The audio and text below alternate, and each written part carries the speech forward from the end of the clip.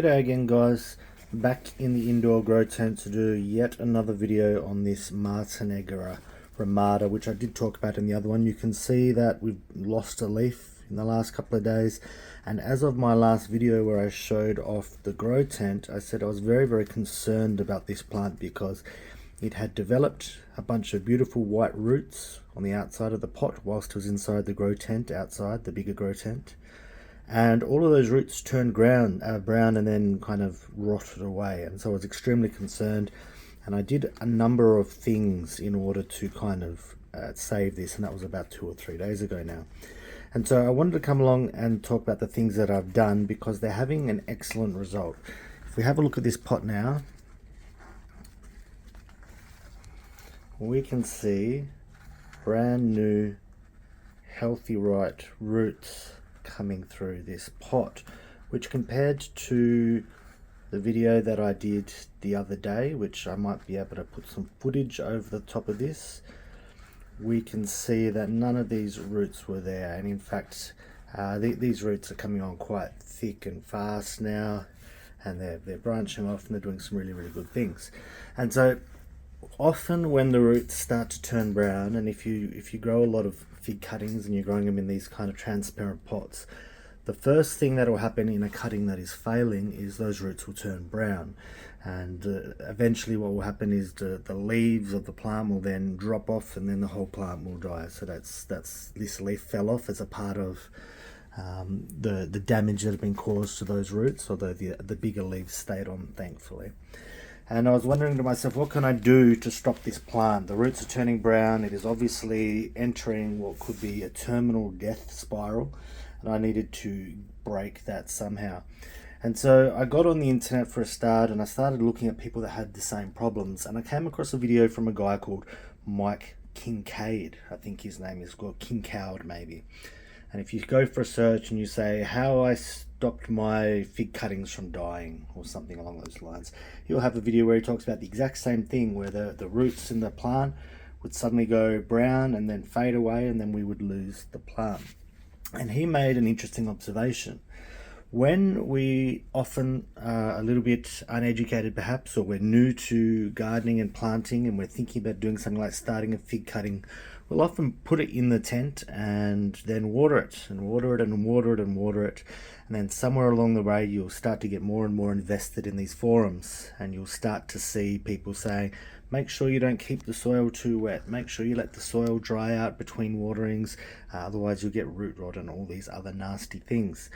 And Mike basically said, maybe we've been training ourselves through these forums, through all of the things that we read, using our really airy kind of chunky mixers, when the fig plant actually loves water, and by kind of following all this advice we're not giving it the water that it wants or needs. And you can actually root fig cuttings just standing in a glass of water. So this to me makes a lot of sense. So what I did immediately is I started watering it, even though it was wet, and it's wet again now. I chucked a whole bunch of water in there, and I rinsed it out, and I've watered it every single day since. Now this soil, you can see, is still wet, so it's quite wet, and in fact all the pots in here, if you have a look at all the cuttings I've got, the soil is wet, but I've increased, not decreased, the watering. I added to the water a product that I had. It's called Root Roids. It's apparently a whole bunch of different bacteria and other stuff.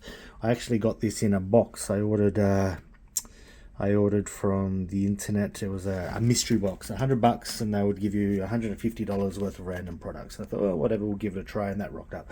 So I put that in there as well, and obviously I moved it from the outdoor grow tent into the indoor and put it straight on a heat mat. So those 3 things. Now the amount of roots that have increased since doing that is phenomenal. This is they're increasing every single day, and they're doing really well. You can see that this is the roots of the Italian I250. This is a plant called Ficazana Black, and you can see all the beautiful roots that are on there. These are all getting watered every single day. And whilst I'm not saying that root rot isn't a risk and isn't something that can happen to your plants, because it absolutely is, I think that by having kind of an airy soil, giving it a lot of water, watering it every single day, maybe that's all we need to do. And so in the next couple of days, I'm going to actually start an experiment to test this a bit further. Going to be the second cutting experiment that I'm going to do. I will keep one cutting totally wet. I'll water it once or twice every single day, and I'll do one, just a little bit of watering as it starts to dry out, and we'll see if it actually makes a difference. Now, one thing that you do have to take care of and be careful of when you are kind of running wet soils or wetter soils indoors is that fungus gnats can start to become a problem. Fungus gnats are these little tiny flying annoying creatures that lay their eggs into damp soil, and they go in there and they start chomping down on roots, which is a really big problem because even if the fig plant does turn out to need all of this water, it kind of gives us that perfect environment for fruit flies to start breeding. And I have seen one or two flying around the tent, which means they are present, although they're not in worrying levels at the moment.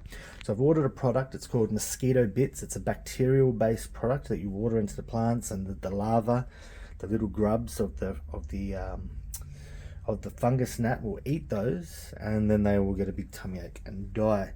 And so I'll water all the plants with that, just so that I can keep these nice and damp, while at the same time making sure I don't start an epidemic of fruit fly in this tent. Not fruit flies, sorry, fungus gnats in this tent.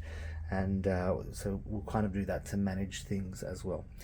So that's all for this video. I just really wanted to show this. I am really very pleased. Look at those nice thick roots. It is such a difference. It's gone from me believing that this plant was 100% dead, another $200 cutting lost, to I think we're doing just fine and this plant is going to pull through.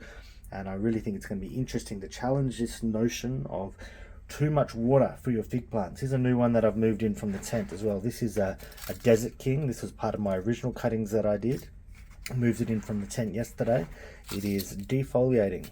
It is losing its leaves, and I don't know why. So I'm going to keep up the watering on this one. I've moved it in here where it's just a little bit more constant in its temperature. I'm going to treat it for fungus gnats as soon as that product arrives, and hopefully this plant will turn around, because even though it is still hanging on, it's only hanging on by a thread, and I hate to lose rooted plants. So we'll keep an eye on that one as well. In the grow tent outside, we have a lot of fig cuttings that are just budding out, which is really nice. So you'll start to see a couple of those in the next few weeks. But right now, Martinenca Rimada finally recovering, looking great. And guys, I'll see you in the next one.